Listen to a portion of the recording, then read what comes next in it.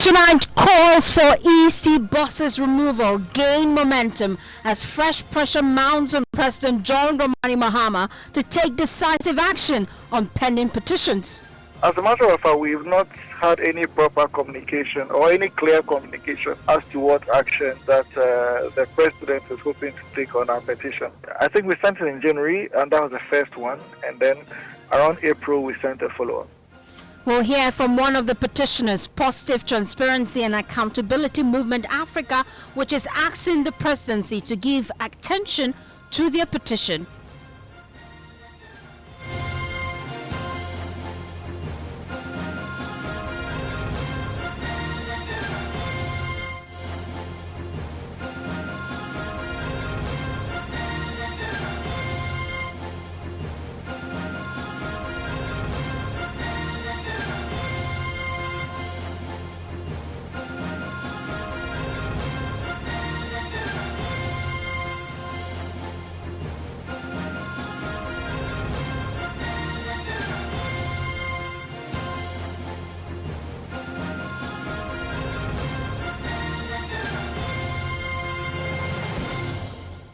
Top story, as always, is brought to you by Telecel Connecting Energies. My name is Faustina Safo. Tonight, pressure is mounting on President John Dramani Mahama to take decisive action on petitions calling for the removal of the Electoral Commission chairperson, Jean Mensa, and her two deputies. The Positive Transparency and Accountability Movement Africa filed one of such petitions in January, highlighting three grounds for her removal. One, financial loss of the state. 2, creation of a constitutional crisis. And 3, allegations of misconduct and abuse of public funds. We'll hear from the petitioners shortly, but first, here's Professor Bafo Ajimandua, former UN senior governance advisor, who says the process for Jean Mensa's removal may already be underway. If you look at the party, the NDC, during the campaign, it was stated publicly, not only by the flag bearer, who is now the president, but also by some stalwarts of the party, that when they come to power, the Chief Justice will be removed. It was stated clearly. And that reminds me of the same situation when the NPP was in opposition. And they, including Akufo-Addo, who was the flag bearer, and some of his stalwarts also indicated that when they come to power, they will remove the chairperson of the Electoral Commission. And I'm citing this to create a context for me for how dangerously we are treading in terms of how our independent institutions ought to be protected in order to have trust. We don't have to politicize certain key institutions of governance so that people can continuously have trust and believe in the role that they play in a democracy. So, and I made a point then, before even the elections, that President Akufo-Addo has made a very dangerous, he has set a dangerous precedent by removing Charlotte Osei, and I still stand by that statement that I made. And that is what seemed to have opened this gateway for chief political actors to begin to work the way they are working with independent institutions. In fact, yesterday we were told that the NDC has not finished yet in terms of people that they intend to remove. And I guess it will be the electoral commissioners, and I think a petition has already been sent to the president. That was Professor Ajimandua speaking to my colleague Emefa Akosua-Adeti earlier today on the M Show on the Joe News channel. Well, he's not alone.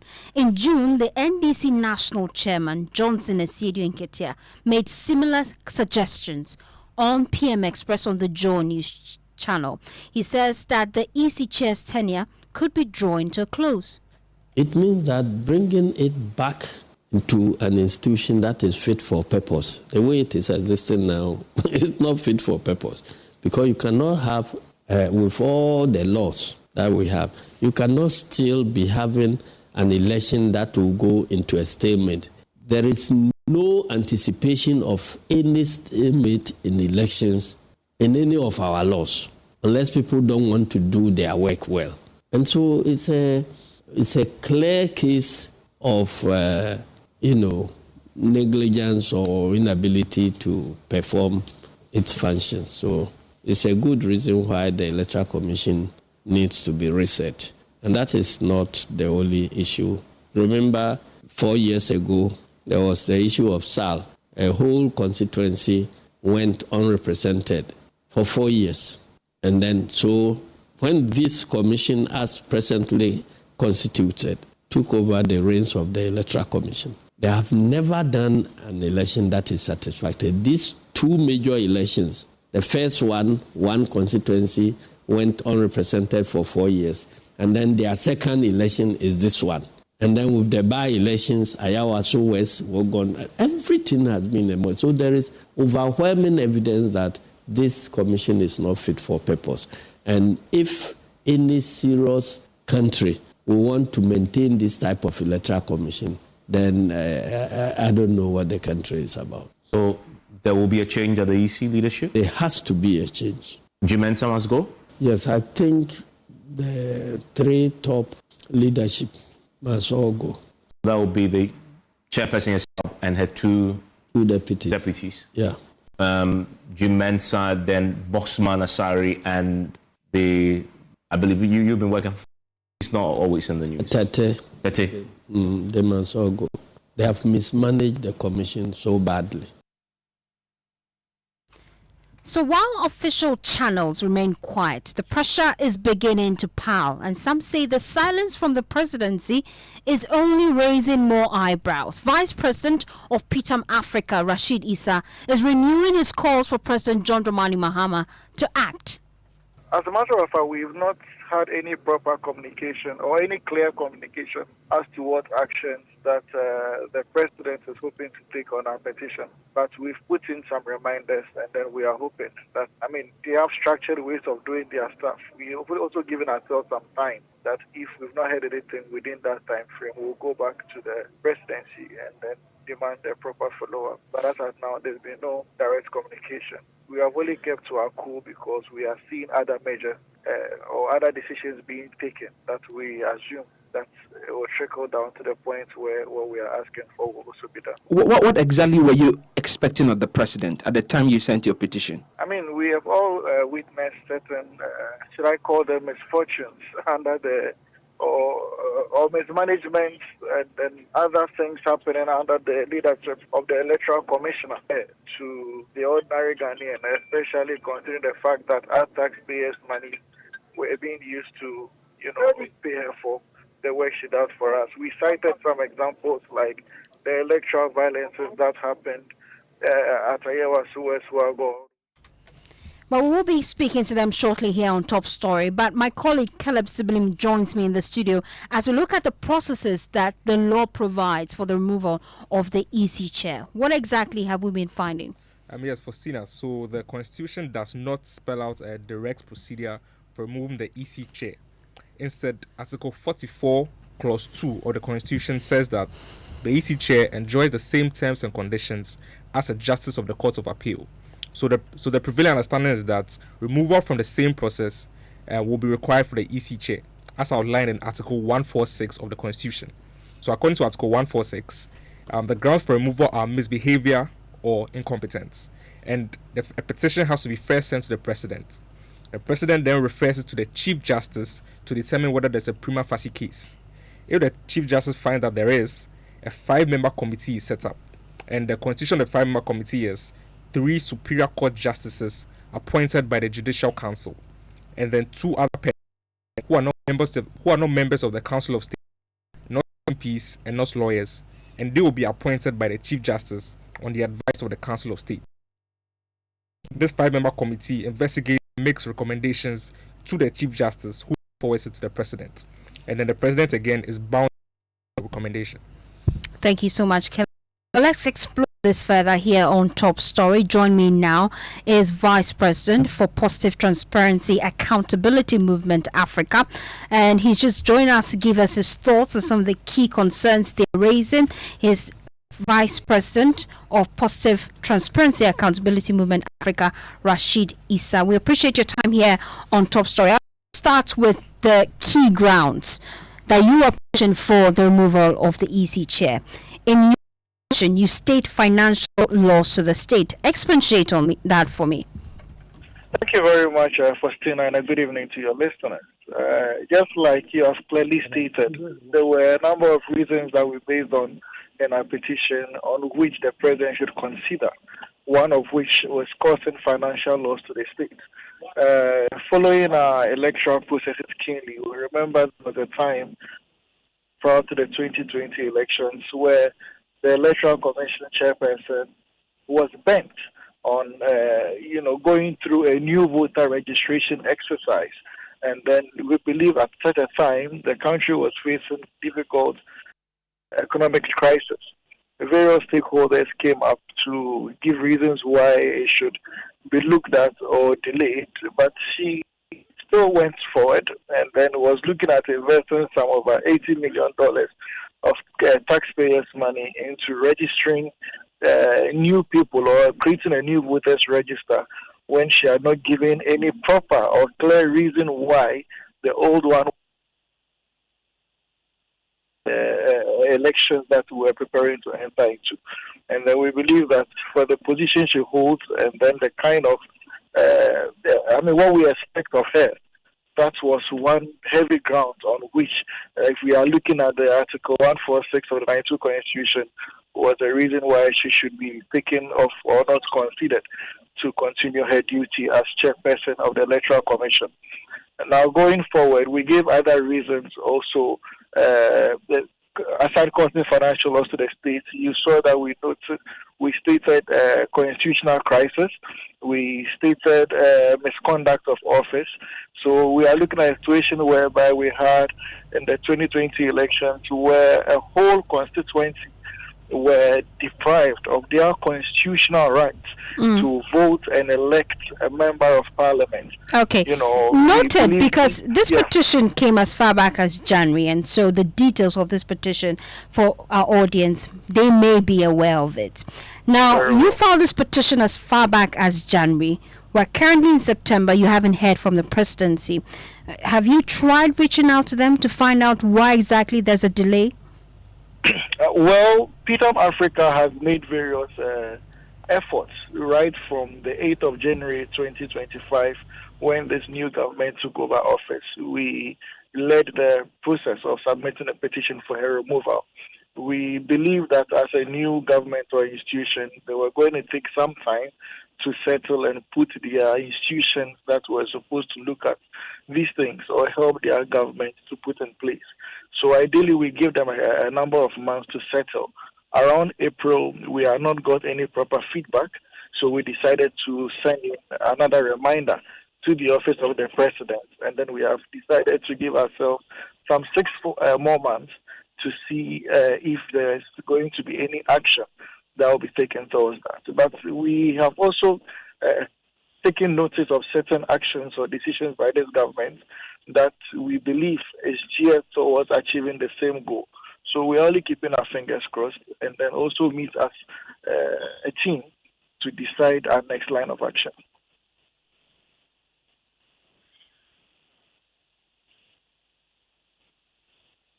I don't know if I'm still here. Hello? Hello? All right. So, yes, these are basic reasons.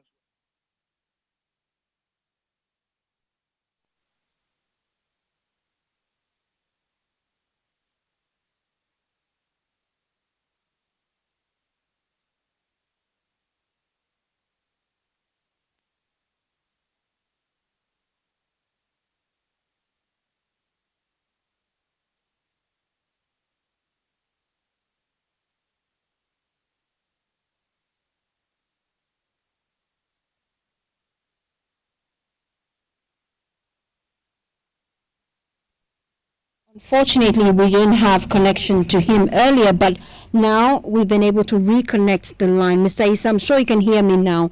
We apologize for the technical difficulties. I was just finding out from you, we seem to have lost him there. Mr. Issa just joined us to share his thoughts on the next line of action. If you just tuned in, this is Top Story. We are speaking to one of the leading members of a group that has filed a petition seeking the removal of the EC chair and her deputies. They call themselves Positive Transparency Accountability Movement for Africa.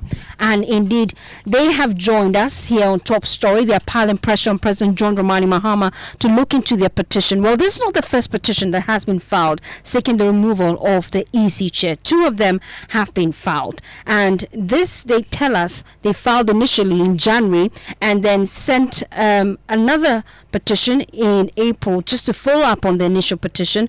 Unfortunately, they say they have not heard from the presidency. I'm sure I have clear connection now to Mr. Issa, who's joined us on the line. I just wanted to find out from you, are you considering other means to force the hand of the president should he fail to act within the 6 months timeline that you have prescribed for the presidency? Yes, definitely. As an association, we have various actions outlined. And then we've, like you have said, given timelines to them as and when we should act on them. The second 6 months, the second timeline we give after April is gradually getting near. And I believe that as we've entered September, if we don't get any proper signs, our next line of action will be made public to the media and the general public. Wait, let me bring in. Yeah, however, you were about to make a point. Yes, however, I would say to some extent we are a bit comfortable, even though there's been no communication, that we will be heard because we've seen certain actions or decisions that the government is taking that we believe that is, to borrow their words, is part of their restructuring or reset agenda. So we are only hoping that gradually our call will be heard and then our wish will be granted. Now, stay with me. Let me bring in Kofi Bendel, his Senior Vice President for Imani Africa. We appreciate your time here on Top Story. Kofi, now pressure is piling on the presidency to act on some of these petitions, but is he under any obligation to act quickly since the law doesn't actually give a timeline really as to when petitions of this nature should be heard? Well, good evening to everybody. So his obligations are those that are stated in the law. So he's not supposed to act quickly or supposed to be late in his actions. He's supposed to act timeously and supposed to act with reasonable expedition. All right. To that extent, it means given the circumstance, you can determine if somebody is acting as they should or not. Is the line clear, please? I'm getting some breaks here. Loud and clear. Very well. Okay, so my point is, it is not whether he's fast or he's not. Sometimes the law gives sufficient room for the person who is wielding the power to act reasonably, and that is given the circumstance. So, given all the circumstances around this, I think that it is proper that that particular petition against the EC has waited because, of course, you see the one that had to do with the Chief Justice, etc. Now they may take a look at it, but another thing arises. You have a situation where people are trying to use the legal and constitutional processes to air their grievances and to seek redress. And in the context of the EC, Imani Africa, of which I'm the Senior Vice President, has had a long-running issue with the EC already, before this government came into place. In fact, we've been ridiculed by the EC. People have called us all kinds of names, queuing theory and whatever it is, because of our standing advocacy against some of the things at the EC which we find unlawful and which we believe are an abuse of their powers, which cost this country unnecessarily huge sums for elections. We have been using the process. We have made it entirely, an objective process devoid of any personal sentiment or political considerations. To that extent, therefore, we have even written to Shraj. And as I speak, we are in communication with Shraj, going back and forth, trying to deal with the issues in an objective way, using the systems and the government institutions as is proper. The worry that we have now is that despite our long-running issues, And the fact that indeed we want these matters to be dealt with objectively, it can play into some people's hands and play into their political schemes. That is a worry. Why is it a worry? You don't want some of these things to become, tools in the hands of politicians who will wield them crudely to exact their own retribution and vendetta against people they don't like. So that is where our worry is. And to the extent that these things can be used as such, it becomes dangerous.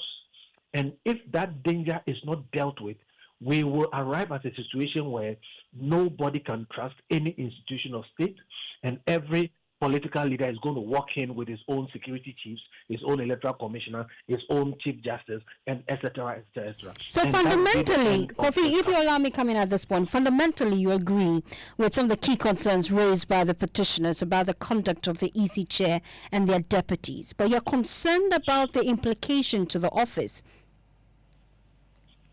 No, we don't agree with anybody. We agree with what we ourselves have said about the EC.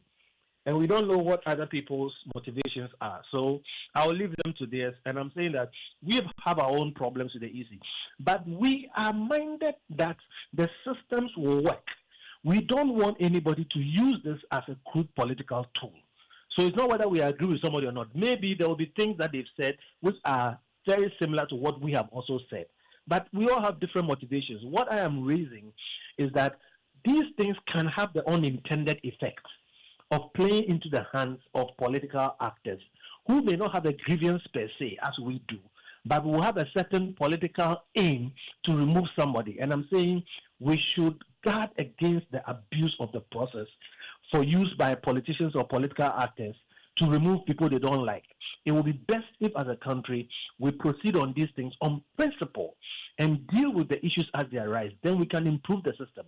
But where we have a situation where people come in and they remove other people, whether the people have done wrong or not, we are going to end up in a situation that we all don't like. Kofi, stay with me. Let me bring in Justice Abdullah. He's a private legal practitioner. Join us here on Top Story. I appreciate your time. And I know that legally there are gray areas as to timelines when it comes to the removal of the EC chair. That's absolutely correct. Tell me more about that. You're right to the extent that there are no timelines in the removal of the heads of our constitutional bodies. Most of it spells out under Article 146 and 8 as was used in the case of Charlotte Osei, and indeed also used in the case of the just suspended and removed CJ Justice Tokoni. So what you would notice is that the Constitution only provides the means of doing of the removal process, but it doesn't provide timelines within which they be done. And so everything is then dependent on the whims of the duty bearer to determine as and when the person believes is appropriate. As my colleague Sophie said, most of these are guided by reasonable judgments. And so much as there are no unlimited time allowed the duty bearer to invoke the provisions of the Constitution relating to removal or otherwise, the same Constitution does also not allow too short a period of time to do these things. So you are supposed to hasten, but with the mindset of ensuring that you are getting the things done appropriately and in line with the Constitution. But then, Counsel, the President has set precedent based on how he dealt with the petition seeking the removal of the Chief Justice.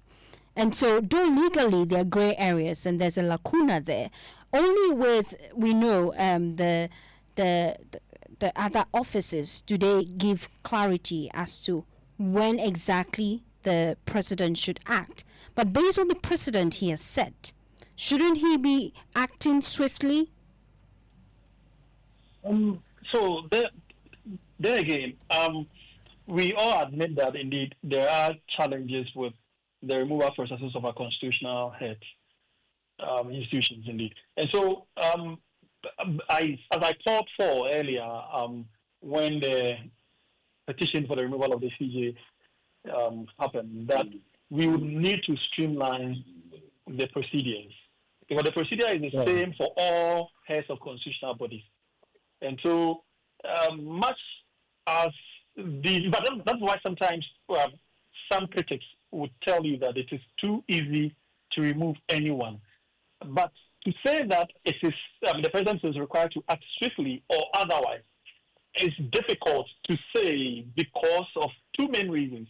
At this point, the petitioners believe that they had submitted their petition, but no one can confirm whether the president has actually received this document or not. And this is where it gets muddier. You may have submitted your document. It doesn't go to the president directly. Most of the time, you go to the, what's it called? I think there's a front desk at the Jubilee House where these things are received. And then they are dispatched to the appropriate offices. And so by the time it gets to the office of the president himself, you and I cannot determine that. So you may have done your part, but you can never determine exactly at what point in time the president received it. Okay. Of course, that is not to say that it should take a month. Even if the letter was stolen, I mean, you wouldn't expect that it takes a month from the point of delivery to the point where the president actually has fiscal custody of it, based on which you would act. But once again, once the president receives it, he is a president. He's also required to consult his advisors. And so it doesn't take just a minute for these things to happen. But then the argument really is that the petition for the CJ's removal came even before the petition for the removal of the EC chair. And legally, we know that the only timeline given is for the removal of the special prosecutor. The law says 7 days. The petition should be referred to the Chief Justice. Let me wrap up with Kofi Bentil and Justice Abdullah as well as Rashid Issa. Rashid, I'll start with you. Final words, just 1 minute. Do you have that certified stamp from the presidency that ensures that indeed they received your petition?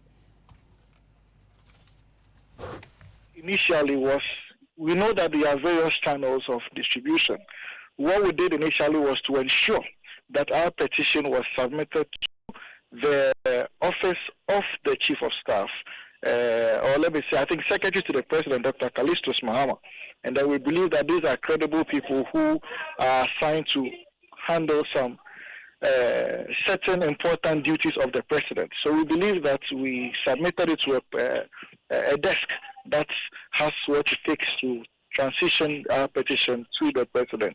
As it stands now, even though it has delayed, I said earlier on that we believe the government has its own priorities. And as much as we feel that it's important to remove the EC chair as part of the reset agenda, they have their discretion to decide what they intend to do before the other. The only worrying part was that as an institution or as a movement, after we have submitted our petition officially and even followed up with a reminder, there should have been, or there should ideally to be a form of feedback or communication to show that indeed it's being worked on. However, they decide how they run their affairs. The most important thing Peter Africa is looking out for is that the president will take into consideration the plight of ordinary Ghanaians and these citizens who were deprived of their constitutional rights and put an axe to it, that the EC chair and her two deputies must go. Okay, thank you so much, Issa. Let me wrap up with Kofi Bentil. Your final words. So far, have you heard feedback? Oh dear, we seem to have lost Kofi Bentil. And that's how we wrap up Top Story. My name is Faustina Safo. I'm handing over the baton to Evans Mensa.